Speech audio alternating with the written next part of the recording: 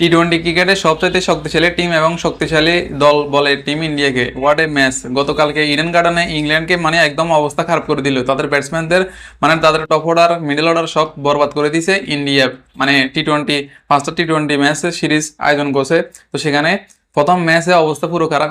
ইংল্যান্ডের ব্যাটিংয়ে নেমে তাদের ব্যাটসম্যানদের তো রান হয়েছে মাত্র 132 রান নিয়ে তারা অল উইকেট শেষ এবং ওভারও শেষ। তো সেখানে এটা তো ইন্ডিয়ার জন্য বাম হাতের খেল, কোনো ব্যাপার না। তো অভিষেক শর্মাই মানে একা বানাই ফেলছে। তারপর সঞ্জু স্যামসন শুরুতে মানে তুফান উঠে দিছে, তুফান উঠে এরপরে সে আস্তে করে আউট হয়ে গেছে। তো পরে অভিষেক শর্মায় অবস্থা খারাপ করে দিছে। আর এর অল্প রানগুলো তো কোনো ব্যাপার না ম্যাচটা জিতে। তো কথা হচ্ছে ইন্ডিয়া এই কারণে শক্তিশালী যে ইংল্যান্ড ক্রিকেটকে জন্ম দিছে, সে ইংল্যান্ডকে ইন্ডিয়া অবস্থা টাইট করে দিছে অবস্থা। তাদের গরম মাটিতে, তাও আবার মানে ইংল্যান্ড খেলতে আসছে গরম মাটিতে, তাদের সিরিজ খেলতে আসছে, সেখানে অবস্থা পুরো খারাপ।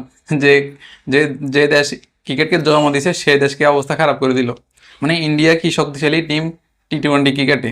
টেস্ট ক্রিকেটে তো অবস্থা খারাপ করে দিয়েছিল অস্ট্রেলিয়া। তো সেখানে টি-20তে হচ্ছে সবচাইতে বিশ্বের সবচাইতে শক্তিশালী ক্রিকেট টিম এখন ইন্ডিয়া। আইসিসি নাম্বার 1 মনে হয় আছে এই টিম ইন্ডিয়া। মানে কি খেলাটা দিল অভিষেক শর্মা, 79 রানের একটা ইনিংস খেলছে, 6 ম্যাচে 8টা। তারপরে যায় 37 বল একটা ইনিংস খেললো। তো সূর্যকুমার ইয়াদব গোল্ডেন ডাক মারছে গতকালকে। ইংল্যান্ডের দুজন ব্যাটসম্যান মারছে গোল্ডেন ডাক। আর হচ্ছে এই রানগুলো চেস করে ইন্ডিয়ার জন্য জিতে কোনো ব্যাপার ছিল না। 12 ওভার 3 বলে তাদের ম্যাচ উইন হয়ে গেছে। কি খেলাটা দিল ইন্ডিয়া! সবচেয়ে ভালো বল করেছে বারুণ চক্রবর্তী, মাত্র 23 রান দিয়েছে, উইকেট নিয়েছে 3টা 4 ওভার করে। আর হচ্ছে তাদের বোলিংটা অনেক শক্তিশালী, তো যার কারণে ইংল্যান্ড তাদের ব্যাটসম্যানরা সব গুটিয়ে গেল, কেউ ব্যাটিং করতে পারে না। শুধুমাত্র জস বাটলার দুর্দান্ত 68 রানের একটা ইনিংস খেলে মানসম্মানটা কোনোরকম বাঁচাইছে এবং 132 রানের একটা রান ইনিংসে টার্গেট করেছে। তো না হলে ইন্ডিয়া মানে এই রানগুলো চেস করা কোনো, যদি ইংল্যান্ড যদি 200+ রানও করে ফেলতো তাহলেও ইন্ডিয়া ম্যাচটা জিতে যেত। তাদের গরম মাটিতে তাদেরকে হারানো কোনো সহজ কাজ না। শুধু অস্ট্রেলিয়ায় ফার্সিল একবার গরম মাটিতে তাদের ওয়ার্ল্ড কাপ হারাইছে। তো সেখান থেকে ইন্ডিয়া এখন অনেক শক্তিশালী হয়ে গেছে। এখানে আপনার রোহিত শর্মা নাই, বিরাট কোহলি নাই, দুইজন সিনিয়র ক্রিকেটার তারা অনেক আগে নিয়ে নিয়েছে অবসর।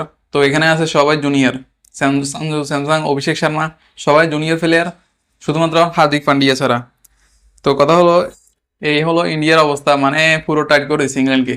তো আর 4টা ম্যাচ বাকি আছে, 5টার মধ্যে একটা জিতে গেছে। তো 4টার আমার মনে হচ্ছে ইংল্যান্ডকে হোয়াইট ওয়াশ করে তারপর তাদের বাড়িতে পাঠাবে ইন্ডিয়া। এটাই মনে হচ্ছে যেভাবে তারা গতকালকে খেলছে। বোলারদের মানে বোলিংটা অনেক শক্তিশালী ইন্ডিয়ার বোলারদের। বারুণ চক্রবর্তী থেকে শুরু করে রবি বিষ্ণু, হার্দিক পান্ডিয়া, সবাই বোলাররা অনেক ভয়ঙ্কর।